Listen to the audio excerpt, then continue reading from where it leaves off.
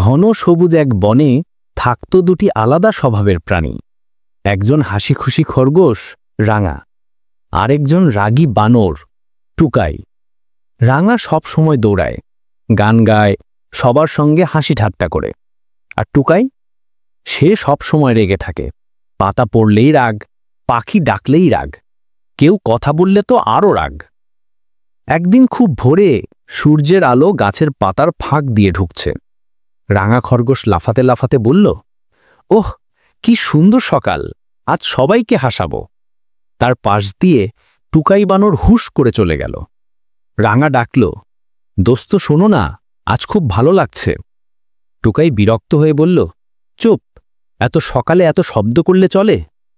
রাঙা উঠে হেসে বলল, আচ্ছা, রাগ করো না।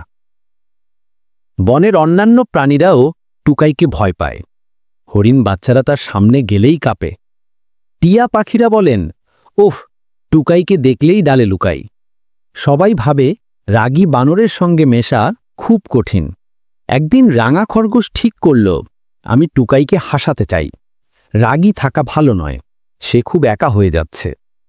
সে বনের প্রাণীদের ডেকে বলল, চলো আমরা টুকাইকে খুশি করার চেষ্টা করি। কিন্তু সবাই ভয় পেয়ে বলল, না না, ও তো রেগে গিয়ে গাছ কাঁপিয়ে ফেলে।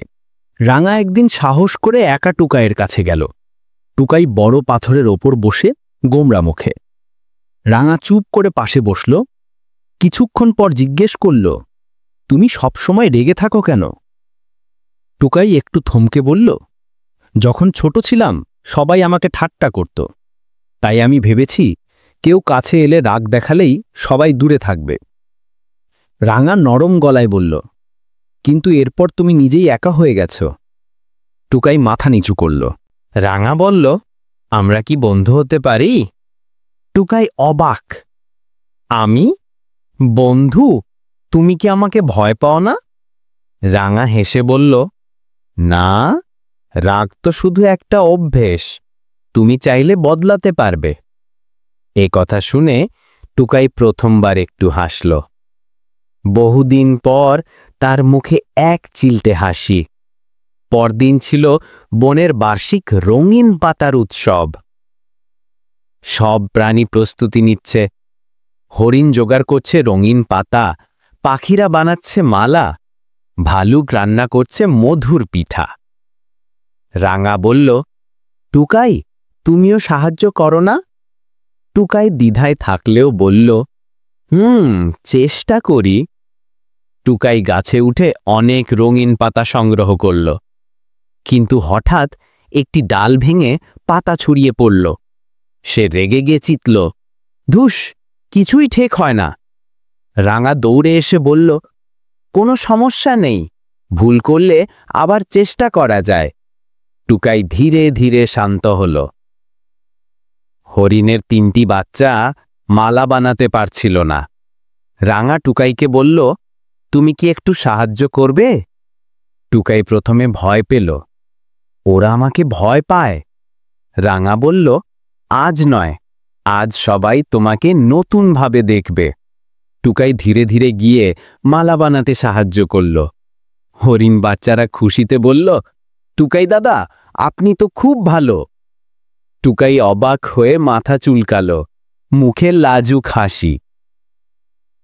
সন্ধ্যায় বন সাজানো, জোনাকিদের আলোর শাড়ি, পাখিদের গানের সুর, পাতার মালায় ঝলমলে চারপাশ।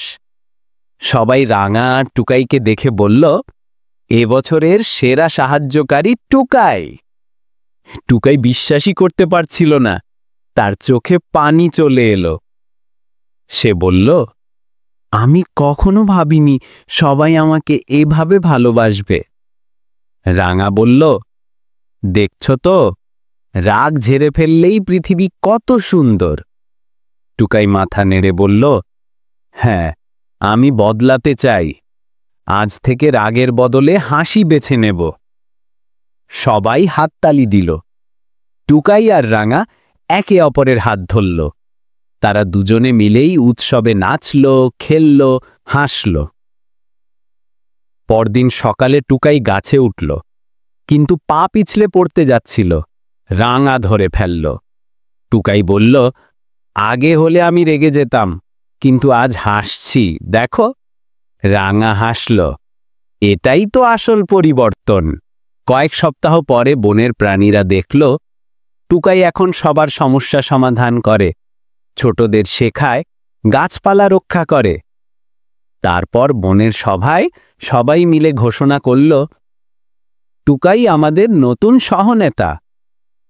সবাই তাকে ভালোবাসে, সম্মান করে। রাঙা বলল, যে মানুষ রাগী তাকে দূরে ঠেলে দিও না, তার মনেও থাকে কষ্ট, অভিমান। একটুখানি ভালোবাসা তাকে বদলে দিতে পারে। টুকাই বলল, রাগ যতই বড় হোক, হাসি আর বন্ধুত্বের শক্তি তার চেয়ে বড়।